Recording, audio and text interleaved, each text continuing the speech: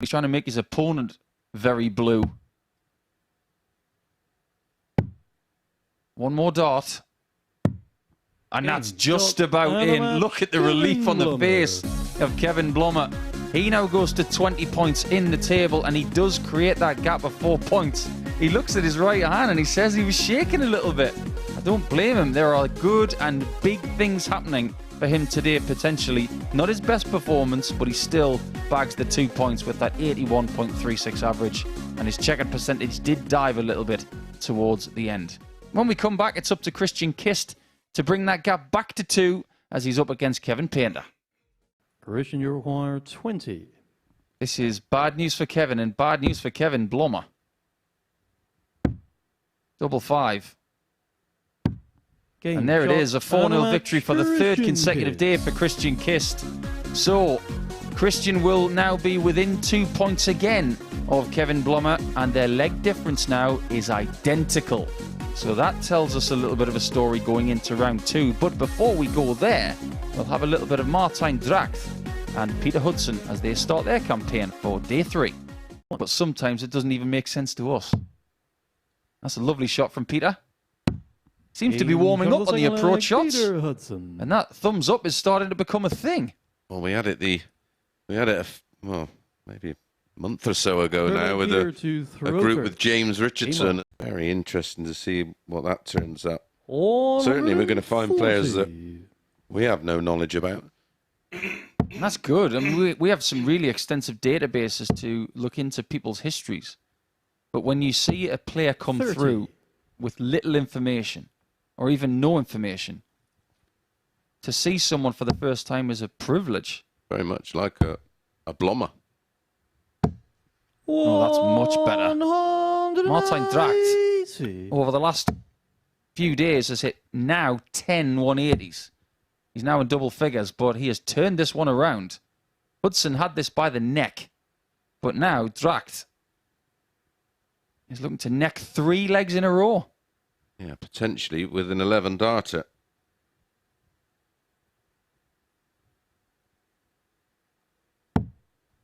Well, the idea was right. But he's just caught in two minds a bit too often, isn't he? Yeah, he's not assertive enough. I always like to make my mind up before I'm even going to throw. Double 16 for Drax. And he's now in front. That is a great leg of darts from Martijn. 12 darter. And he could find himself winning his first game. He'd like to get rid of this. So there's no more anxiety in this one. Well, he missed the 9 yesterday. Will he win it in 9? And he does. Martijn Drax with a wonderful break of throw 13 darter in the decider. Gets the better of Peter Hudson on this occasion. And closes the gap between himself and Hudson to just 4 points there. The average is 75.23, and despite 12 darts missed at a double, Martijn Drax averages very nearly 85. When we come back, Blommer against Painter. Listen to your Uncle Nico and Cousin Mace here, Mr. Painter. I don't know why I'm his uncle. I'm younger than him.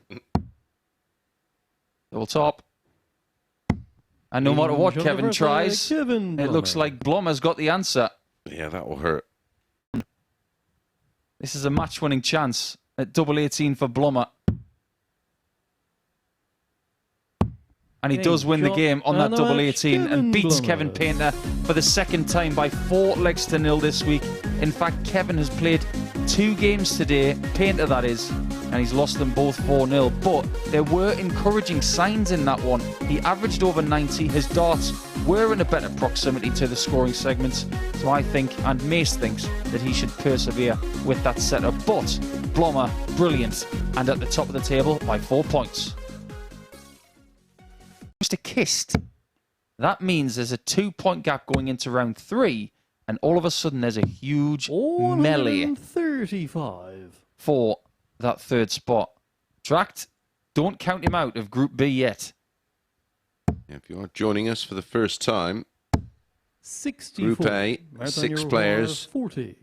over the course of 3 days, with each player playing 15 matches. They all play each other 3 times. 2 points for a win.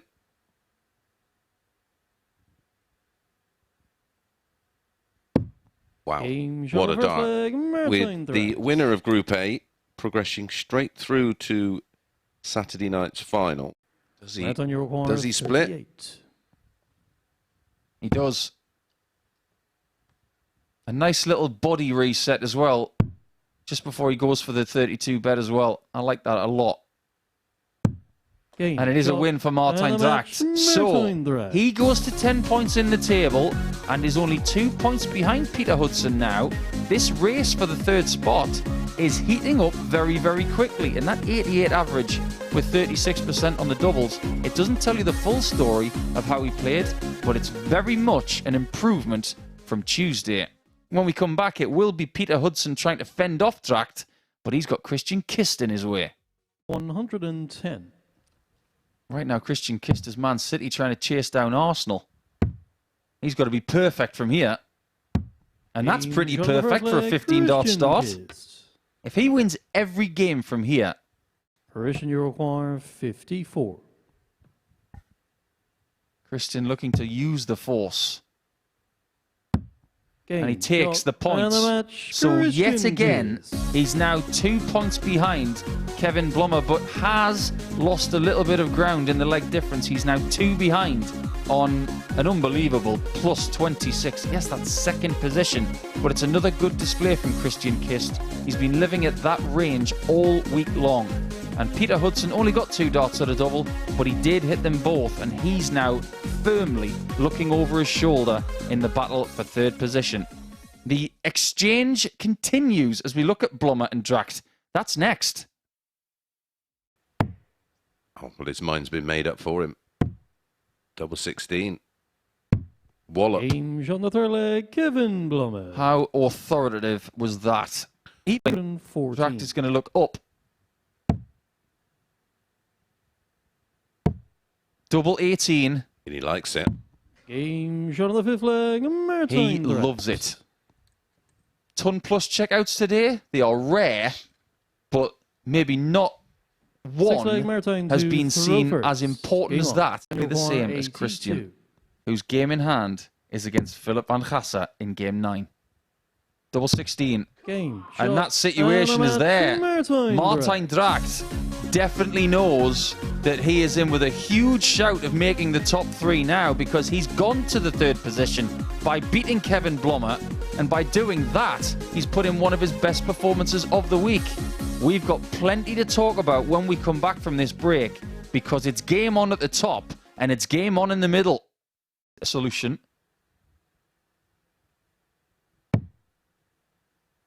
Nice fix there from Kevin. And he takes out an 18-darter. It's all getting a bit tidier from the artist. Yeah, for sure. But you don't even have a set yourself. I do actually have a potential trade happening to get one. Got to figure out something to trade, but there's no trading going on here. It's Kevin Painter getting his first win of the day. He knows that Peter is struggling, but a merciless display there from Kevin. It wasn't a massive average, but look at the checkouts. Now he's starting to knit something together with that setup, and I'm sure he's going to be using that for the rest of the day. Good news for Drax, bad news for Hudson. So we go through to game number 9, the end of round number 3, and it's all about Christian Kist. Can he equalise Kevin Blommer at the top? 81. Pressure on the 81. Double 6. That was the biggest start of the match, and it busts the score. 44. Kist has been given a free path to 3-2. Game shot on the 5th leg. And Motown comes up trumps. He will go 1 double 12. Just about gets the single. And he does get that double 12. So for the first time in what seems like forever, Christian Kist is at the top of the table. He knows it. And the destiny of Group A is firmly in his hands, with another steady display in the high 80s and decent doubling as well. He was put under pressure, but ultimately the miss at double 12 and double 6 for Philip in leg number 5, that's what cost him that match. We will take a short break, and it will be round 4 It's the round that involves the head-to-head between Kist and Blommer. But before we go there, it's Drax and Painter. Break opportunity for Drax. That's a lovely single. Just gives him maximum room to go over the top. And he finds the tops. Maybe putting right what has not gone right in the last 2 rounds over the last couple of days. I smile from Blommer like he knows the game's up. You know that the movie Finding Nemo was released 20 years ago today. 100. Wowzers. And in that movie, there were a lot of seagulls. And they had one word to say. Mine. That's what Christian Kist is saying about Group A. 100. I'm not sure how I shoehorned that in. It works. So does this. 100.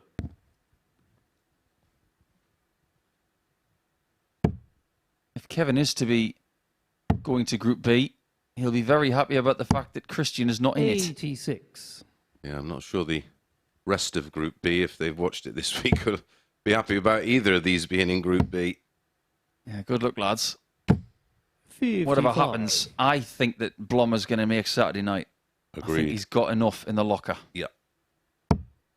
And he's going to be well rested, if that is the case, going 100. into tomorrow night. And he'll be well practiced as well. He's played pretty well in the morning sessions. I wonder if he's a night owl. But based on the way that Christian Kist has played in this game, it might be good night, Blommer. Kevin, you require 156.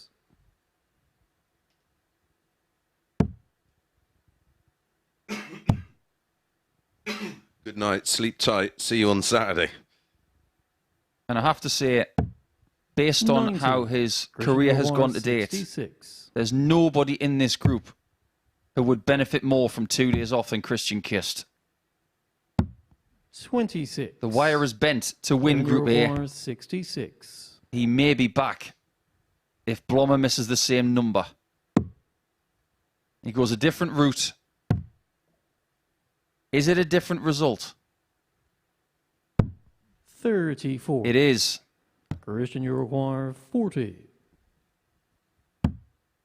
Double 10.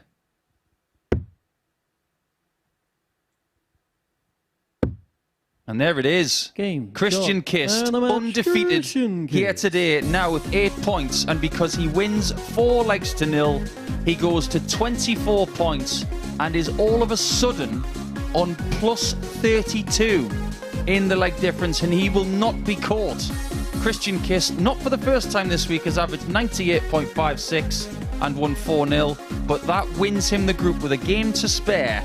And when he plays against Martin Drax in game 13, he will have all of the pressure off his shoulders. Kevin Blommer will have to settle for Group B. As the opportunity to return.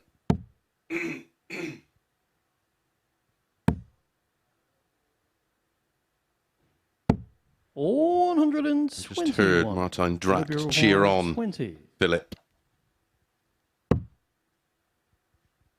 He really wants this to go in, does Philip. And Martin, for that matter. 10. Well, he's going to have to wait a bit before he 67. celebrates his place in Group B. That's now 7 darts missed for the match. Yeah, prior to that, his finishing was reasonably tidy. 35. Philip, you require 10. It won't matter as long as he hits double 5 this time. Wow, so close. No score. And yet so far that's double-digit Peter, missed you match require darts. 32. And Peter Hudson is still in the game.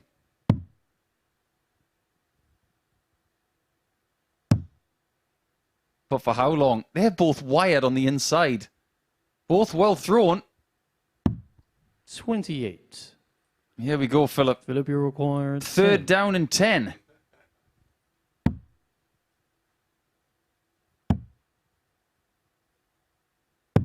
And he does find the double 2 to get over the line by 4 legs to 0. His average dipped all the way down to 75 in the end. But you can see that he's almost embarrassed at the way he got over the line. in that fourth leg, but he does get to 4 points in the table. He will remain in 6th position throughout the course of this campaign, but that will make him feel just a little bit better. But Peter Hudson is feeling very bereft right now. We have one more round of matches coming your way, and they start right after this. 170 and 167. This is a difficult dart for Christian. Oh, what do I know? Double 18. Just absolutely brilliant from Kist, who wins his final 2 matches by 4 legs to 0, and in the process breaks the record for leg difference in a Group A campaign. He hasn't just broken it, he smashed it. It's plus 36, and it's 26 points. It is the lipstick who smacks his way to Saturday night. Brilliantly done, Christian. Well done. We'll see Philip van Gassen in the penultimate game up against Kevin Painter next. And this is now a match-winning chance for the Belgian to get 4 points in a daily campaign for the first time, and he's got tops. And he can get it done, so he has improved every single day he's played. No points on Monday, 2 yesterday, 4 today, so watch out, Group C.